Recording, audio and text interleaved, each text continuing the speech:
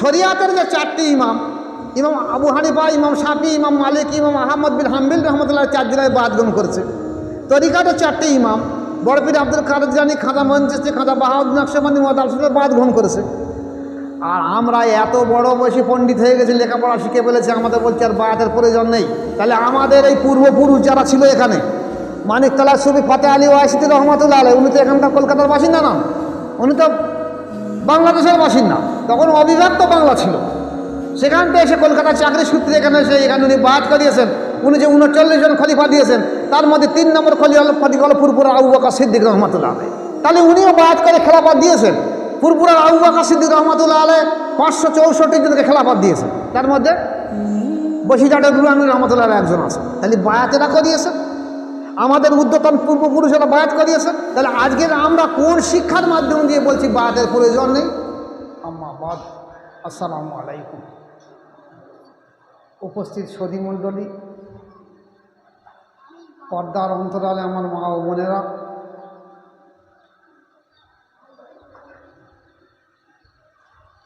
আজকের গান এই যে আলোচনার সময়, এটা এমন একটা সময় যে সময় আলোচনা করা সম্ভব নয়, যেহেতু জোহর নামাজ বাদ আলোচনা। তবু আমরা দূরবর্তী থেকে এসেছি।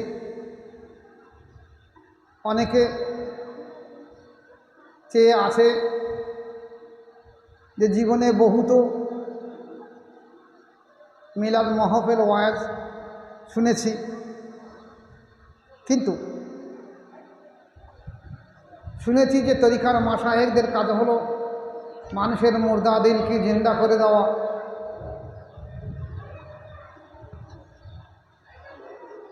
যদি সেই হিসাবে কিছু আলোচনা করার থাকে, তাহলে শ্রোতামণ্ডলী একটু সন্তুষ্ট হবে এবং মানুষ আগামীতে বড় এবং ভালো হওয়ার জন্য কিছু পাথেও পেয়ে থাকবে।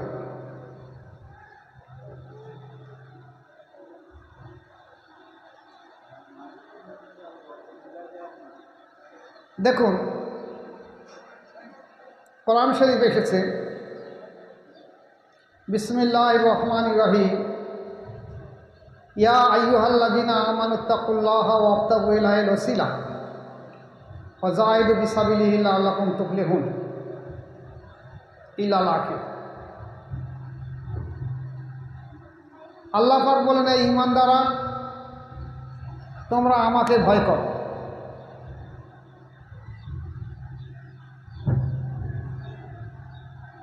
ওয়াবতাগু ইলাইহিল ওয়াসিলা, আর আমার নৈকট্য পাওয়ার জন্য তোমরা একটা ওসিলা অবলম্বন করো। জাহিদু সাবিলিহি, আর সেই রাস্তায় সাধ্য সাধনা করো।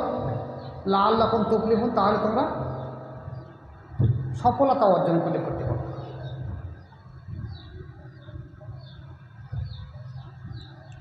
এখন মজার জিনিস দেখেন,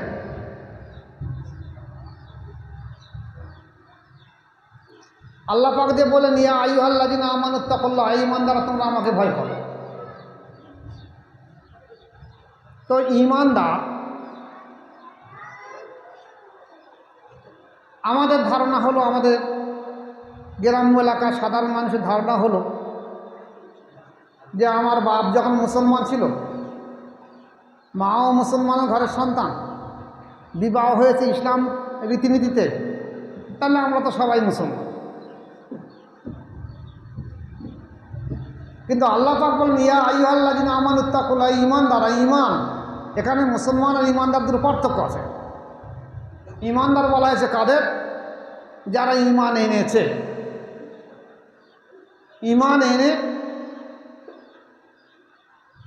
নিজের অন্তরে ঈমানটাকে বসিয়েছে, এরা হলো ঈমানদার।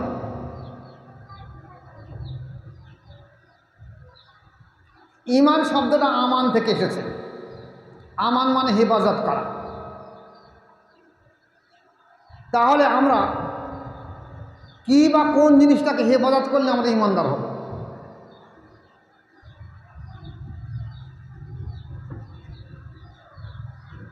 ভালো করে কান খাড়া করে নেবেন। আবার আগামীতে জীবনে আসতে পারবো কিনা জানিনি, বয়স হয়ে যাচ্ছে। দেখুন আমরা কালেমায়ে তাইয়্যিব পড়ি, লা ইলাহা ইল্লাল্লাহু মুহাম্মাদুর রাসূলুল্লাহ সাল্লাল্লাহু আলাইহি ওয়াসাল্লাম। এই কালেমায়ে তাইয়্যিব যদি কোনো ব্যক্তি না পড়ে সে মুসলমান হবে না। তা কালেমায়ে তাইয়্যিব তো ফকিরটা হারামেশাই পড়ে, ভিখারি। তাহলে এর ভিতরে কী অবশ্য রয়েছে যা পড়লে পাঠ করলে মানুষ ইমানদার হবে? ইমান তো আমান থেকে এসে আমানত হেফাজত করা এসে, কী রয়েছে এর ভিতরে? আমরা তো সবাই জানি লা ইলাহা ইল্লাল্লাহু মুহাম্মাদুর রাসূলুল্লাহ। তাহলে এর ভিতরে কী এমন জিনিস আছে যেটা হেফাজত করলে আমি ইমানদার হব? সেটা হলো দেখবেন কালেমায়ে তাইয়্যিবের ভিতরে এক জায়গায় একদিকে রয়েছে লা ইলাহা, আর একদিকে আছে মুহাম্মাদুর রাসূলুল্লাহ, আর মধ্যবর্তী জায়গায় রয়ে গেছে ইল্লাল্লাহ। এই একদিকে লা ইলাহা আর একদিকে মুহাম্মাদুর রাসূলুল্লাহ, আর মধ্যবর্তী জায়গাতে ইল্লাল্লাহ রয়েছে। লা ইলাহা মানে কোনো মাবুদ নেই, আর এদিকে আছে মুহাম্মাদুর রাসূলুল্লাহ, মুহাম্মদ সাল্লাল্লাহু আল্লাহ পাকের রসুল, আর মাঝে আছে ইল্লাল্লাহ, আল্লাহ ছাড়া। তাহলে এই দুই দিকের একদিকে দেওয়া হয়েছে কোনো মাবুদ নেই, আর একদিকে রয়েছে মুহাম্মদ রাসূলুল্লাহ, আর মধ্যবর্তী আছে ইল্লাল্লাহ। ঠিক যেমন দেখেন আমরা দেখেছি কি, আমরা যারা পাঞ্জাবি তৈরি করেছি, দর্জির কাছে গিয়ে দর্জি মাপ নিয়ে বলে আপনার 3 মিটার কাপড় লাগবে। 3 মিটার কাপড় দেওয়ার পরে এইবার দেখা যাচ্ছে দর্জি আমার দেওয়া কাপড় দর্জি তার মর্জি মতন কেটেছে, কাঁচি দিয়ে কেটে আমার পাঞ্জাবির আকার তৈরি করেছে।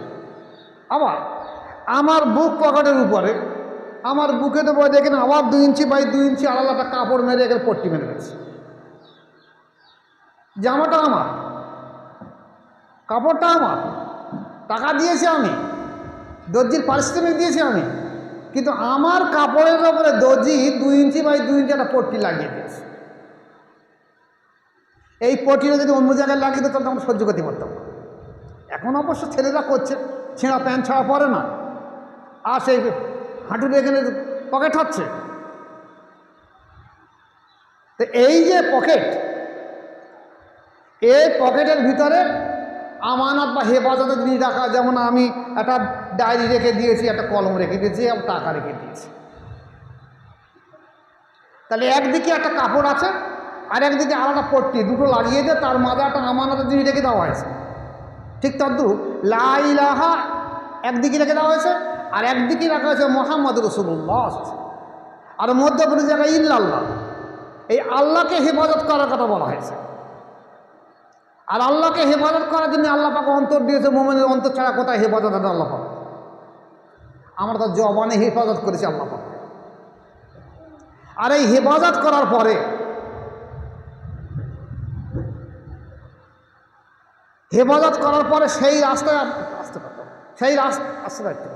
সেই রাস্তায় আপনাকে সাধ্য সাধনা করার কথা বলা হয়েছে, তাহলে আপনি সফলতা অর্জন করবেন। আজকের এমন একটা সমাজ যুগ সন্ধিক্ষণ আমরা এসে গেছি, আমরা এই কলেমা দেখা যাচ্ছে পড়েছি কোথায়? কেউ বাড়ি পড়েছি মা বাবার কাছে, কেউ মক্তবে পড়েছি, কেউ মসজিদে পড়েছি, কেউ একটা জলসার মজলিসে পড়েছি। কিন্তু ইতিহাস ঘেঁটলে দেখা যাচ্ছে হযরত ওমর রাদিয়াল্লাহু তাআলা আনহু রাসূল পাক সাল্লাল্লাহু আলাইহি ওয়াসাল্লামের মাথা কাটার জন্যে যখন এসেছিলেন, তখন উনি বলেছিলেন যে এই ব্যক্তি এই কথাই বলছে লা ইলাহা ইল্লাল্লাহু মুহাম্মাদুর রাসূলুল্লাহ, যে আল্লাহ ছাড়া কোনো মাবুদ নেই, আর মুহাম্মদ আল্লাহ, আমি আল্লাহর রসুল, তোমরা আমাকে মেনে নাও। হযরত ওমর রাদিয়াল্লাহু এই কথা সমাজে সব জায়গায় প্রচার করতে বেরিয়েছিল, যিনি এই কথাই বলছে লা ইলাহা ইল্লাল্লাহু মুহাম্মাদুর রাসূল, এটা আমরা মানব।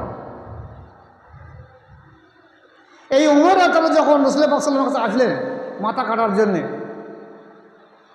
তখন রাসূল পাক সাল্লাল্লাহু আলাইহি ওয়াসাল্লাম কী করলেন? ওমর রাদিয়াল্লাহু উনি ওনার ডান হাত দিয়ে, ওমর রাদিয়াল্লাহু বাম সামনে এসেছেন, বাম আমরাকে পাগড়ো বলি বলে নাকি, এই জায়গায় হাত দিয়ে ধরে বলেন, ওমর তুমি কি এখন এই ভুল পথে জাহেলিয়াতের পরে থাকবে? কি এমন জাদু ছিল রসুলের পাক সাল্লাল্লাহু হাত মোবারকে যে মনে হলো থরথর করে কাঁপতে লাগলেন, বলি ইয়া রাসূলুল্লাহ হাবিবাল্লাহ, খাপ থেকে তলোয়ারটা খুলে রসুলের পাক সাল্লাল্লাহু পায়ের কাছে রাখলেন, যে ইয়া রাসূলুল্লাহ হাবিবাল্লাহ আপনি আমাকে কলেমা পাঠ করে দিয়ে দেন।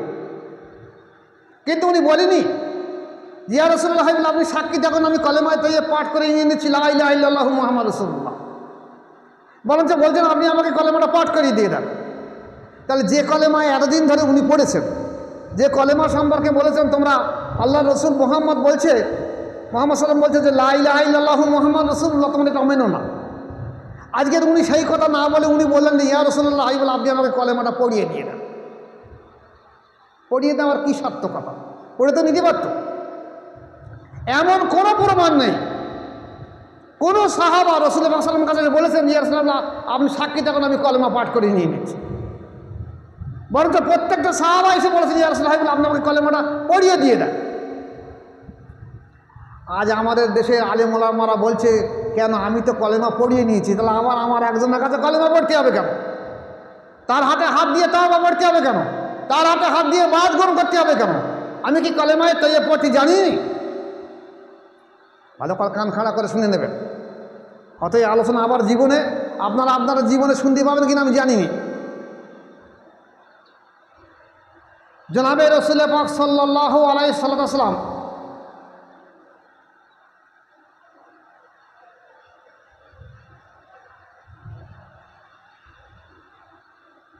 উনি সাহাবাদের বায়াত করিয়েছেন হাতে হাত দিয়ে। এই সম্পর্কে আল্লাহ পাক কি বললেন? হে রাসূল, যে ব্যক্তি তোমার হাতে হাত দিয়ে বায়াত গ্রহণ করেছে, ইন্নাল্লাযীনা ইউবাইউনাকা ইন্নামা ইউবাইনুল্লাহ ইয়াদুল্লাহি ফাওকা আইদিহিম।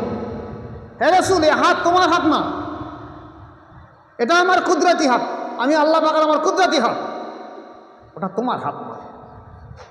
তাহলে সাহাবায়ে রাদিয়াল্লাহু তাআলা দেখছেন যে রাসূল পাক সাল্লাল্লাহু আলাইহি ওয়াসাল্লামের হাত, আর আল্লাহ রাসূল সাল্লাল্লাহু আলাইহি ওয়াসাল্লাম বলছেন নাকি এটা আল্লাহ পাকের কুদরতি হাত। তাহলে হাতটা মোবারক কার? বাহ্যিক দৃষ্টিতে আল্লাহ রসুলের, আর আভ্যন্তরীণ দিক দিয়ে আল্লাহ পাকের কুদরতি হাত। ভালো করে খেয়াল করে নেবেন, আর জীবনে হয়তো হবে না।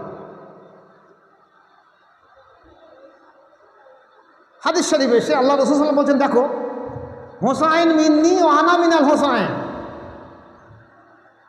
আমি হোসাইন থেকে আর হোসাইন আমার থেকে। এ বড় রহস্যপূর্ণ কথা। এ আমার বুঝতে 20 বছর লেগেছে। আমি আমার মোর্শেদকে বললে তুমি গবেষণা করো, আস্তে আস্তে বেরিয়ে যাবে। আপনারা যদি বুঝিয়ে আসে বহুত আলহামদুলিল্লাহ, আমার থেকে আমার ভালো বলতে হবে। তা হোসাইন মিন্নি ও আনা মিনাল হোসাইন, হোসাইন আমার থেকে এবং আমি হোসাইন থেকে, এই যে হাদিস। তাহলে দেখা যাচ্ছে হোসাইন রাতের হাত মোবারক হলো আল্লাহ পাকের হাত মোবারক, হোসাইন রাতের হাত মোবারক হলো আল্লাহ রসুলের হাত মোবারক, আল্লাহ রসুলের হাত মোবারক মানে আল্লাহ পাকের কুদরতের হাত মোবারক। বুঝছিস কি বলছে? যখন হোসাইন রাত এখানে বায়াত করাচ্ছে তখন এই হোসাইন রাতের হাত মানে কি? আল্লাহ রসুলের হাত মোবারক, আর আল্লাহ রসুলের হাত মোবারক মানে আল্লাহ পাকের হাত কুদরতের হাত মোবারক। তাহলে হোসাইন রাদিয়াল্লাহু তাআলার হাত মোবারক মুআবিয়া রাদিয়াল্লাহু আনহুর ছেলে এজিদ বলছে যে তুমি হোসাইন, তুমি যদি আমার কাছে বায়াত গ্রহণ করো তাহলে আমি সব মেনে নেব, আর যদি বায়াত গ্রহণের কাছে আমার কাছে আত্মসমর্পণ না করো, বায়াত নাও, তাহলে আমি তোমাকে শহীদ করে দিয়ে দেব। এবার আসুন, হোসাইন রাদিয়াল্লাহু হাত মোবারক যদি রাসূলের পাক সাল্লাল্লাহু হাত মোবারক হয়, রাসূলের পাক সাল্লাল্লাহু হাত মোবারক যদি আল্লাহ পাকের কুদরতি হাত হয়ে থাকে, তাহলে হোসাইন রাদিয়াল্লাহু এই হাত এজিদের হাতে বায়াত হয় কি করে? এ হাতটা কার হাত? একই ব্যক্তি হোসাইন রাদিয়াল্লাহু হাত না আল্লাহ পাকের কুদরতি হাত? তাই আল্লাহ পাকের কুদরতি হাত শয়তানের হাতে হাত দেয় কি করে? এই তো মুসলমান না। আমাদের দেশে এক সম্প্রদায়ের আলেম বর্তমানে বলছে যে এজিদ নাকি সারা বছর 364 দিন রোজা করত, 100 টাকার রাত্রি নফল নামাজ পড়তো, কোরআনে হাফেজ ছিল। এখন কি খেয়ে তারা পড়াশোনা করেছে আমি জানিনি। আমি যতটুকু জানি এদিন সবসময় মদে টর হয়ে থাকতো, যার কাজ ছিল মদ আর লম্পট্টগিরি আর নারীদের উপরে লালসা, আর কিছু ছিল না। আর নফসের গোলামি করা, নফস পরাস্ত। তার কাছে হুসাইন কোন সাহসে হাত মোবারক বাড়িয়ে দিয়ে দেবে? যে হাত পরোক্ষভাবে আল্লাহ পাকের কুদরতি হাত হতে পারে না। তাতে হুসাইন বলেন, দেখো আমার নানার দিন, যে দিনের বর্তমান অবস্থা, সমস্ত দিনের রেসালাত আমার উপরে, বেলায়েত আমার উপরে। এই বেলায়েতের দরজা আমার আব্বা আল্লাহর কাছ থেকে সমস্ত বেলায়েত আমার উপর এসেছে।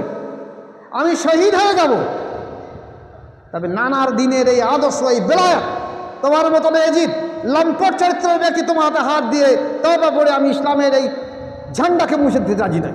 তারা যদি আমি, আমার বংশধর, আমার সন্তান সন্ততি, আমার বিবি বাল বাচ্চা সব যদি আল্লাহ রাস্তায় কোরবান হয়ে যায়, তাতেও আমি রাজি আছি। তাই ঘটল কারবালার ইতিহাসে, তো তাই ঘটল। একটাই জিনিস হলো কারবালার ইতিহাসে, যে এজিদকে যদি খলিফা মেনে নেওয়া হয়েছে, এজিদ যদি বায়াত গ্রহণ করেছে, তাহলে সব কিছু মাফ করে দেওয়া হবে, যেটা হুজুর মানতে পারলেন না। এজিদের কাছে বায়াতের কথা কি আছে? রাষ্ট্রের ক্ষমতা আছে তোমার কাছে, বেলায়েত নেই, কামালাত নেই, রেসালাত নেই, কিছুই নেই তোমার কাছে। তোমার কাছে বায়াত হবে কি জন্য? তওবা পড়বে কেন? তুমি কে?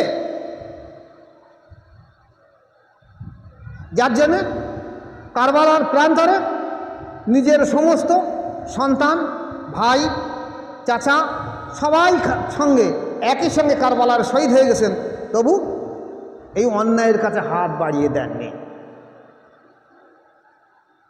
আজকের আসুন দেখি, হোসাইন রাতমা যখন শেষকালে 10ই মুহররম আশুরায় হাজির হবে, লড়াইয়ের ময়দান হাজির হবে, ঠিক সেই পিরিয়ডে ওনার সন্তান ছিল জয়নুল আবেদিন রাদিয়াল্লাহু তাআলা আনহু। ওনার তখন জ্বর এবং পেট অসুস্থ। এই পেটের রোগ এবং জ্বরে উনি কাবু হয়ে এত শুয়ে আছেন।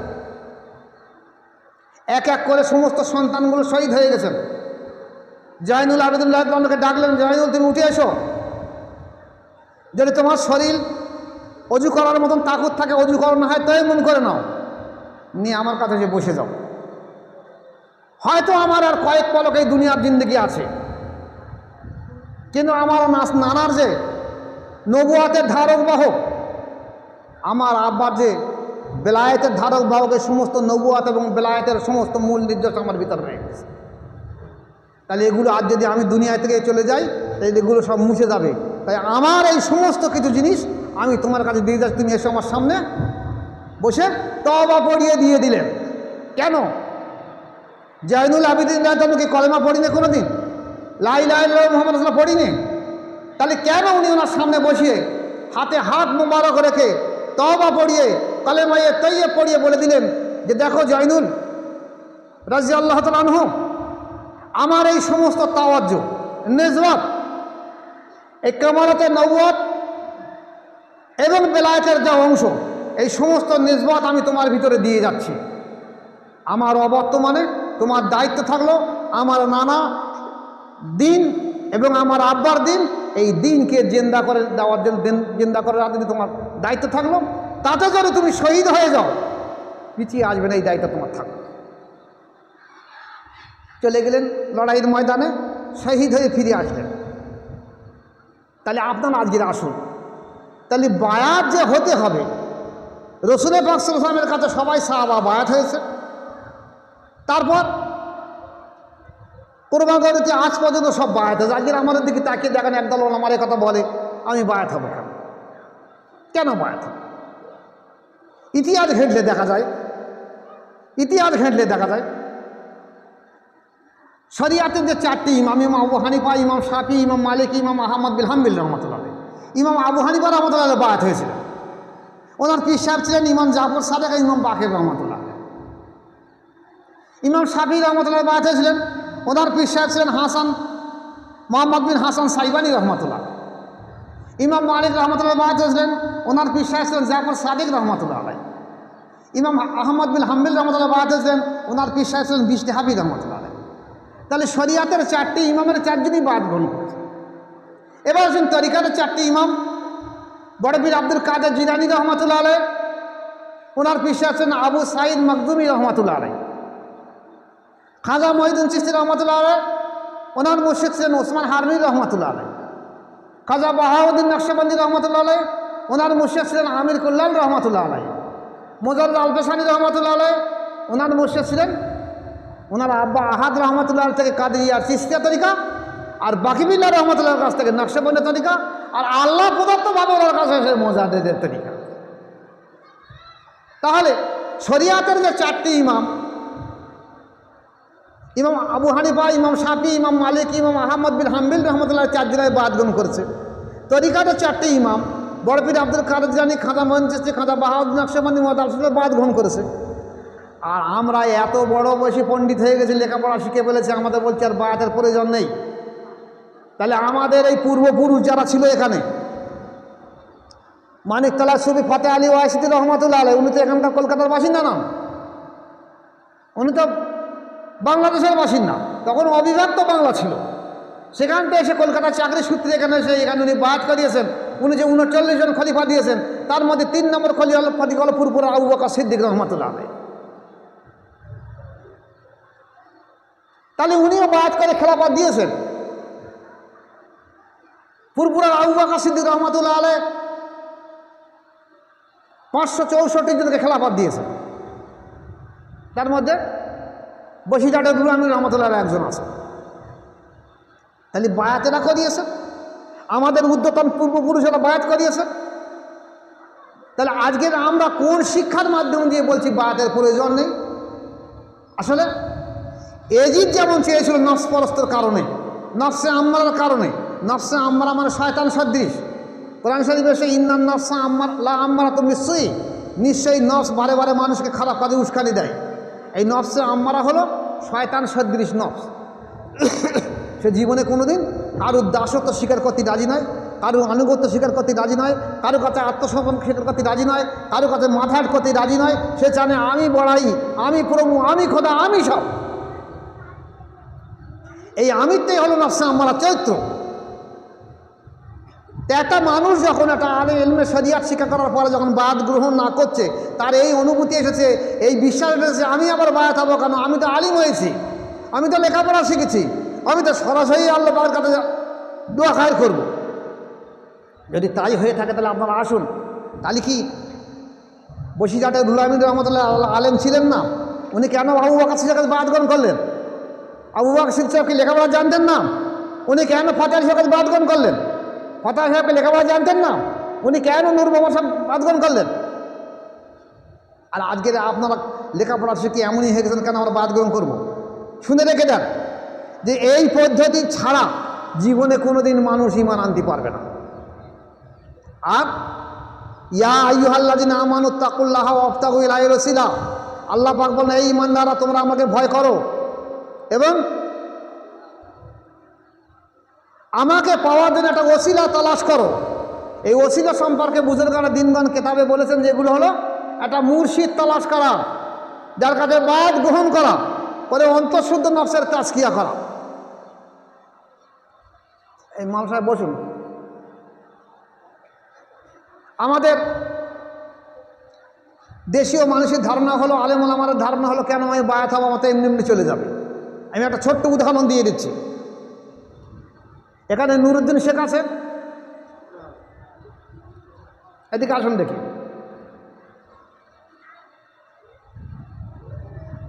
এই ব্যক্তি নাম বাড়ি মাছপুকুর,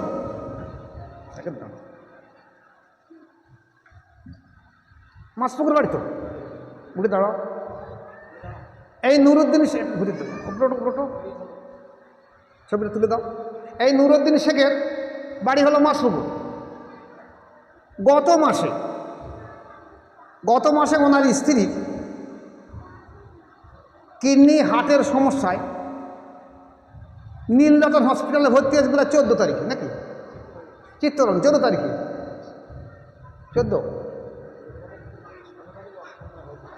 14 তারিখে ভর্তি হয়েছে, 16 তারিখে অপারেশন, 13 তারিখে ভর্তি হয়ে 16 তারিখে অপারেশন হয়েছে। অপারেশনের করার পরে তার আগে ডাক্তার তো সই করে নিয়ে নেয়, বন্ডে সই করে নিয়ে নেয়। এখন সই করে নিয়ে ডাক্তাররা বলছে এই লোকটা তো একদম হেউড়ে মোড়া মানুষ, গ্রাম্য মানুষ, সাধারণ মানুষ। তো ও সাধারণ মানুষ বলছে ডাক্তারবাবু আমি পয়সা করে নিয়ে দিতে পারবো না, আমি সই করে দিচ্ছি, আপনার যেটা ভালো লাগে সেটা করুন। ডাক্তাররা বোর্ড বসে বললেন যে লোকটা একদম সাধারণ মানুষ, গ্রাম সৎ সরল মানুষ, তা আমাদের চেষ্টা করতে হবে খরচ খরচা করার মতো ক্ষমতা নেই, গরিব মানুষ দেখা যাচ্ছে। তো ঠিক আছে আমরা আমাদের মতো চেষ্টা চেষ্টা করবো। সকাল 9টা থেকে বেলা 4টে পর্যন্ত অপারেশন হলো। অপারেশন করার পরে রুগীর আর জ্ঞান ফেরে না। এখন ডাক্তাররা পার্টসের জন্য হার্টের মেশিন বসানো রয়েছে, সমস্ত কিছু মেশিন বসানো আছে। মেশিনে দেখা গেছে যে ওর পার্টস আর নিতে পারছে না, হার্ট চলছে না, সব ব্লক হয়ে যাচ্ছে।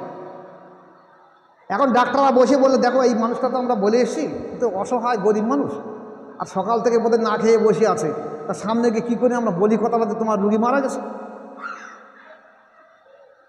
তো ডাক্তাররা এসে বলছে যে আপনি আপনার মালিকের কাছে, সৃষ্টিকর্তার কাছে প্রার্থনা করুন। আমরা যারা ডাক্তার আছে আমরা একটু প্রার্থনা করি। আপনার স্ত্রীর অবস্থা খুব খারাপ, কন্ডিশন খুব খারাপ, আপনি প্রার্থনা করুন, আমরা প্রার্থনা করি, একমাত্র মালিক পারে আপনার স্ত্রীকে বাঁচাতে। বলছে না যে ডেট, আবার পরে অপারেশন করবে। ডাক্তার এই রুগীটাকে পাশে সজিয়ে রেখে তো মেশিন বক্সা ফিট করা আছে, কিন্তু 3 থেকে 4 ঘন্টা না হলে ডাক্তার ডেট সার্টিফিকেট দেবে না। ডাক্তার পাশে টয়লেট শুয়ে রেখে দেয়, একটা কাপড় এই প্রথম ঢেকে দিয়ে রেখে দিয়েছে তো ডেট। ডাক্তার আবার আলাদা রুগী দেখছে, কিন্তু দেখলে ওর সমস্ত মেশিনপত্র সব বন্ধ হয়ে গেছে, চলছে না। ডাক্তার যে কেউ হিন্দু, কেউ খ্রিস্টান, কেউ জৈন, কেউ বৌদ্ধ ডাক্তার রয়েছে, তারা তাদের ঈশ্বরের কাছে প্রার্থনা করতে যে আমরা এই গরিব মানুষের সামনে মুখটা দেখাবো কী করে, যে বলবো যে তোমার স্ত্রী মারা গেছে, ডেড হয়ে গেছে, তখন যেটা তোমার লজ্জাবোধ লাগছে। তারপর একটা ইতিহাস, কয়েক ঘন্টা অতিবাহিত হওয়ার পরে দেখা গেছে ওই মেয়েজনা কথা বলে উঠেছে। ডাক্তার তাকিয়ে দেখল কী ব্যাপার, দেখার সঙ্গে সঙ্গে দেখল সমস্ত পার্টসগুলো সতেজভাবে চলছে, একদম সব ওকে। ডাক্তার বলল তো মিরাকল, তাহলে এখনও মিরাকল ঘটে। পরে ওনাকে জিজ্ঞাসা করে, ওনাকে এইবারে বেডে শুয়ে দেওয়া হলো, সিম্পল বেডে, যেটা বাঁচতে পারলে বাঁচলো কী করে, মৃত তো কি বাঁচলো কী করে। জিজ্ঞাসা করলো যে তোমার জ্ঞান ফিরল কী করে। বলছে আমার মুর্শিদ আছে, যাকে আপনার পীর সাহেব বলেন বা গুরুদেব বলেন বা দীক্ষা গুরু বলেন, আমি দেখছি আপনারা যখন বলছেন যে রুগীটা মারা গেছে, এর ডেট, এর কোনো পাঠ চলছে না, সব আমি সব শুনতে পাচ্ছি, কিন্তু আমি বলতে পারছি না। কয়েক ঘন্টা অতিবাহিত হওয়ার পরে আমি দেখলাম হঠাৎ আমার মুর্শিদ আমার পাশে দাঁড়ালো, দাঁড়িয়ে আমাকে বলছে তুমি শুয়ে আছো কেন, তোমার অপারেশন হয়ে যাও, উঠে বাড়ি চলে যাও। বলার সঙ্গে সঙ্গে আমার জ্ঞান ফিরে আসলো। এবার আমি তাকিয়ে দেখলাম যে আমার সব কিছু সতেজ হয়ে উঠেছে। এই ঘটনা সত্যি না মিথ্যা কথা জিজ্ঞেস করে, তাহলে সত্যি ঘটনা, তাহলে এগুলো ঘটে কী করে? তাহলে একটা মুর্শিদের কাজ, একটা আল্লাহর ওলির কাজ শুধুমাত্র মানুষের মুর্দাদেরকে জিন্দা করে দেওয়া নয়, তার রুহানির চিকিৎসা করা, তার দুনিয়া এবং আখিরাতের সমস্ত কিছু দায়িত্ব নেওয়া হয় মুর্শিদের। বড় পীর সাহেব আব্দুল কাদের জিলানী রহমতুল্লাহ সিরুল আসরার কিতাব দেখবেন। এই সিরুল আসরার কিতাবের মধ্যে উনি লিখেছেন যে যখন কোনো ব্যক্তি বায়াত গ্রহণ করার পরে কোনো ব্যক্তি মারা যায়, তখন সেই লাশটাকে যখন শুয়ে দেওয়া হয়, তখন একদিকে তার মুর্শিদ রুহানিভাবে থাকে, আর একদিকে তার রসুল থাকে রুহানিভাবে। এই দুই সাধক মহাপুরুষের কাজ হলো যে অন্তরকে, তার কলবকে, তার লতিফাকে রুহানি ফায়েজ দিয়ে তার লতিফাকে সতেজ করে কিয়ামতের ময়দানে তাকে আল্লাহর ওলি এবং আলেম আবেদ করে পৌঁছে দিয়ে দেওয়া। এটা হলো কার? একটা মৃত ব্যক্তি যে বায়াত গ্রহণ করছে, তাকে এই ওলি এবং নবীর দায়িত্ব হলো তাকে কিয়ামতের সময় আলিম এবং আবেদ করে তৈরি করা। এখানে হাদিস দিয়েছে বড় পীর আব্দুল কাদের জিলানী রহমতুল্লাহ কোনো হাদিস শরীফ লিখেছেন, যেটা হাদিস উনি বলছেন পক্ষান্তরে যদি কোনো আলিম মানুষ থাকে, সে যদি বায়াত গ্রহণ না করে, শিক্ষিত মানুষ থাকে যদি বায়াত গ্রহণ না করে, তার কবরে তার মুর্শিদ পাবে না, তার রসুলকে পাবে না, ফলে সে কিয়ামতের ময়দানে মূর্খ এবং জাহেল হয়ে উঠবে। আপনি কিতাব দেখে নেবেন সিদুল আজহার, যদি মনে হয় আমার কাছে মনে সম্ভবত আমার কাছে কিতাব আছে, কে নিয়ে আমি খেয়াল করতে পারছি না, তবে সিদুল আজহার কিতাব দেখে নিয়ে নেবেন। তাহলে একটা মুর্শিদ বা মাশায়েখের দায়িত্ব হলো শুধু দুনিয়ার জিন্দেগিতে রোগ মুসিবত নয়, অন্তরকে জেকেরে জারি করে দেওয়া, অন্তরকে সুস্থ করে দেওয়া এবং তাকে রসুলের সঙ্গে পরিচয় করে দেওয়া, আল্লাহ পাকের সঙ্গে পরিচয় করে দেওয়া, এটা হলো একজন মাশায়েখের দায়িত্ব। আজকের আমাদের দেশে সেইটার অভাব ঘটে গেছে, অভাব ঘটে গেছে। আজকের আমরা চেয়েছি কি, পীরের ছেলে পীর হচ্ছে, পীরের পোতা পীর হচ্ছে, পীরের নাতি পীর হচ্ছে। হ্যাঁ, হতে পারে যদি আল্লাহ পাক তাকে সেই যোগ্যতা দিয়ে থাকে, যদি মোর্দাদেরকে জেন্দা করে দেওয়ার ক্ষমতা তার থেকে থাকে, তার যদি মাশায়েখ থাকে, তার যদি মুর্শিদ থাকে, তার যদি অন্তর জেকেরে জারি থাকে, তার যদি নফসের তাসকিয়া থাকে, অবশ্যই সে মাশায়েখ। যদি না থাকে, তাহলে তার যদি নিসবত না থাকে, একটা তরিকার নিসবত না থাকে, তাহলে সেই ব্যক্তি আরেকজনকে বাদ করে দেওয়া মানে তাকে পথভ্রষ্ট গুমরাহি করে দিয়ে দিচ্ছে। এই পদ্ধতির মাধ্যম দিয়ে আজ বর্তমান জামানার মানুষ মনে করেছে যে আমি তো বহু জায়গায় বায়াত হয়ে আছি, যে আসে তারাতে বায়াত হই, যে আসে তারাতে বায়াত হই, কিন্তু বায়াতের সত্য যে অন্তর আল্লাহ জেকেরে জারি করে দেওয়া, এটা মুর্দাদেরকে জিন্দা করে দেওয়া। আল্লাহ রাসূল সাল্লাল্লাহু আলাইহি ওয়াসাল্লাম হাদিস হলো, যখন মানুষ কোনো গুনহার কাজ করে তার কলবে একটা কালো দাগ পড়ে, আর যখন সে তওবা করে খালেস নিয়েতে, তখন দাগটা মুছে দেয়। তাহলে যখন এই দাগ পড়ে পড়ে এমন একটা পর্যায়ে আসে, যেমন আজকের কারে কারেন্টের লাইন এসছে, কিন্তু আগেকার জমানায় ছিল আমাদের এখানে হ্যাঁচাক লাইট ছিল, তার আগে টিমটিমি ছিল, হারিকেন ছিল, লন্ঠন ছিল, এসবগুলো ছিল। এই লন্ঠন বা হারিকেনগুলো কেরোসিন তেল দিয়ে জ্বালানো হতো। যদি এর কাঁচ বা চিমনিটাকে 2 দিন 3 দিন পর পর না মোছা হতো, তাহলে 10 দিন 15 দিন না মুছতে দেখা যাচ্ছে হারিকেন জ্বলতো, কিন্তু ওর আলোয় কিছু দেখা যেত না। তাই মারা সন্ধেবেলা ছেলেদের, বাচ্চাদের, মেয়েদের বলতো হারিকেনের কাঁচটাকে ভালো করে মুছে রাখ, তারপর ধরাবে আমার কেনা। তাহলে ও জ্বলছে, কিন্তু ওর জ্বালা, ওর আগুনের তেজে কোনো উপকার হচ্ছে না মানুষের। ঠিক তদ্রুপ একটা মুর্দাদেরকে জিন্দা করে দেওয়া দায়িত্ব হলো একজন মাশায়েখ বা ওলি। যিনি আপনার মুর্দাদেরকে জিন্দা করে দিতে পারবে সেই হলো মাশায়েখ, সেই হলো আপনার মাশায়েখ। আপনি যদি মনে করেন চিনব কী করে, হ্যাঁ ঠিক আছে, যদি কেউ বলে আমি মাশায়েখ, আপনি বায়াত গ্রহণ করুন, বায়াত গ্রহণ করে আপনি জেকের নেন, তাই কাদিরিয়া হোক, চিস্তিয়া হোক, নকশবন্দিয়া হোক, মোজাদ্দেদিয়া হোক, নিয়ে আপনি 1 মাস, 1.5 মাস, 2 মাস, 6 মাস পর্যন্ত কাজ করুন। 6 মাস কাজ করার পরে মুর্শিদের তাওয়াজ্জুহ ফয়েজের মাধ্যম দিয়ে যদি আপনার মুর্দাদের জিন্দা হয়, আল্লাহর জেকের জারি হয়, তাহলে মনে করেন ওলি মানুষ। আর না হলে আপনি পাল্টে নেবেন। যেমন দেখা গেছে রাত দুপুরে যদি কারোর পেটের অসুখ চাকায়, পেট ব্যথা করে, তাহলে সঙ্গে সঙ্গে আশেপাশে একটা হেতুড়ি ডাক্তারের কাছে যাবে, পেট ডাক্তার ওষুধ খাওয়ার জন্য।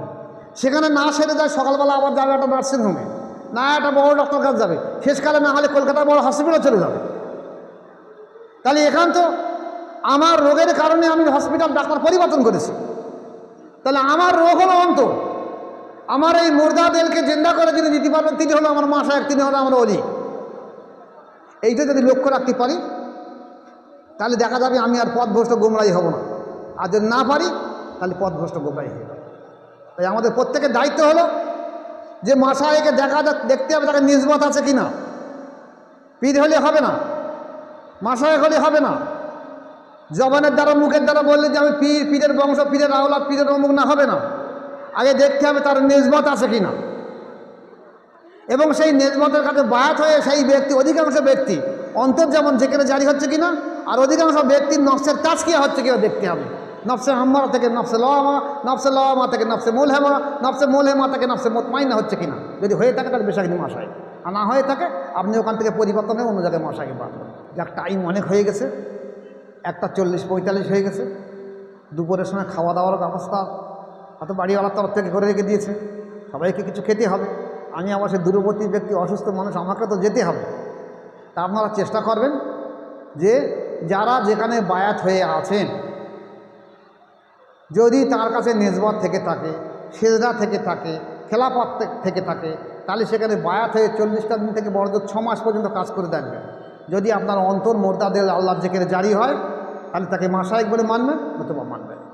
আল্লামা রুহুল আমিন রহমতুল্লাহ বৈশাখে উনি তরিকত দর্পণের ভিতরে বলেছে, একটা মানুষের কাছে যদি 10 জন মানুষ 100 জন বায়াত হয় তাহলে কম করে 60 জন মানুষের অন্তর আল্লাহর জিকিরে জারি হতে হবে। যে 10 জনায় কম করে 6 জন বায়াত হতে হবে, 6 জন অন্তর জিকিরে জারি হতে হবে, তাহলে তিনি মাশায়েখ। আর যদি কেউ না হয় তাহলে মনে করেন মাশায়েখের উপযুক্ত নয়। আল্লাহ পাক আমাদের প্রত্যেক ভাইকে তৌফিক দেন। আমি দোয়া রাখি প্রত্যেকটা মানুষ তেমন নেজবতওয়ালা মানুষ, আল্লাহওয়ালা মানুষ দুনিয়ার বুকে সর্বসময় আছে, কিয়ামত পর্যন্ত থাকবে। আল্লাহ পাক আপনাদেরকে প্রত্যেককে সেই রকম একজন আল্লাহ ওয়ালি মানুষের সোহবতে নিয়ে যান এবং তার কাছে বায়াত গ্রহণ করে, তার আত্মসমর্পণ করে, তার কাছে আত্মসমর্পণ করে আপনারা দুনিয়া থেকে বিদায় হয়ে যান।